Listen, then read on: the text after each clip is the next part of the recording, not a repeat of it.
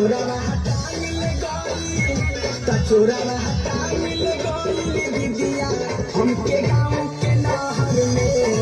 अब न जाई पुरहर में, अब न जाई पुरहर में।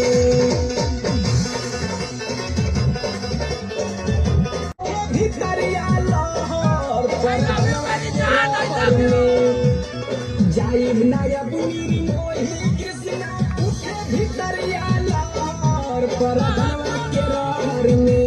कहोही मुखिया के रहर में कचोरावा हटा मिल गई, कचोरावा हटा मिल गई दीदिया हमके गाँव के नहर में। अब न जाई बुरहर में, अब न जाई बुरहर में। घास काटे गई रे दवारे पर के रहर में। कहोही मुखिया के रहर में कचोरावा हटा मिल गई, कचोरावा हटा मिल गई दीदिया हमके